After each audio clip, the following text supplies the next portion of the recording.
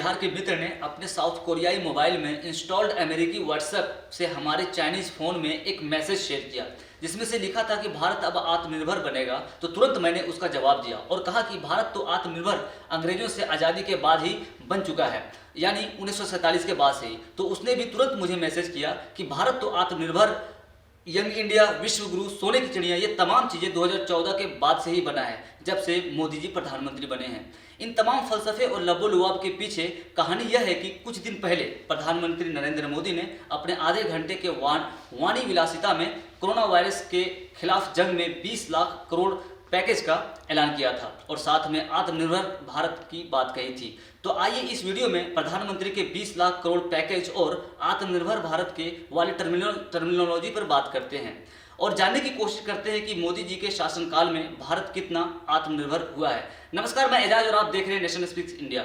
आपको बता दें कि कुछ दिन पहले प्रधानमंत्री नरेंद्र मोदी ने कोरोना महामारी के खिलाफ लड़ाई में 20 लाख करोड़ का राहत पैकेज का ऐलान किया था और गरीब मजदूर तथा तमाम सेक्टर में राहत पैकेज देने की बात कही गई थी, जो कोरोना महामारी और लॉकडाउन की वजह से तबाही के कगार पर हैं।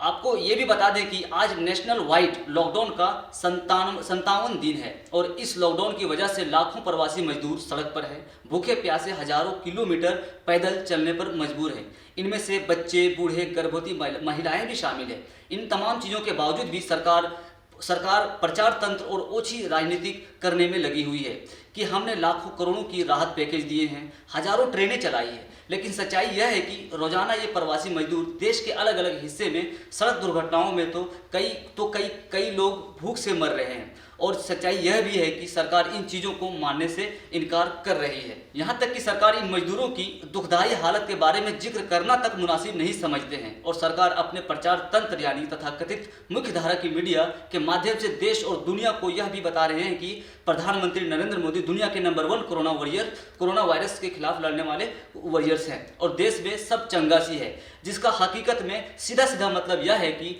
दूध अगर जल रहा है तो गैस को ना बंद करके घर का दरवाजा बंद कर लेना है। तो ये है 20 लाख करोड़ पैकेज की सच्चाई।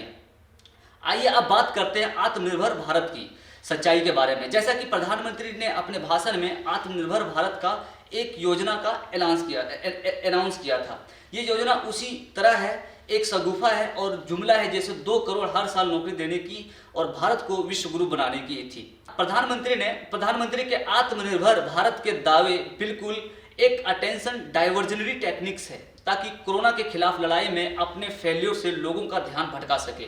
प्रधानमंत्री किस मुंह से आत्मनिर्भर भारत की बात करते हैं? प्रधानमंत्री नरेंद्र मोदी ने ही पटेल की जो 3000 करोड़ की मूर्ति बनवाई थी, वो चाइनीज कंपनी के द्वारा बनाया गया था। जो भाजपा विपक्ष में रहकर एफडीआई का विरोध करके एंटी नेशनल बता रही थी, वही भाजपा आज देश में एफडीआई 100% करने पर उतारू है। तो आप खुद समझ सकते हैं कि प्रधानमंत्री के आत्मनिर्भर भारत के आइडिया को। इस तरह की और भी बहुत सारे उदाहरण हैं।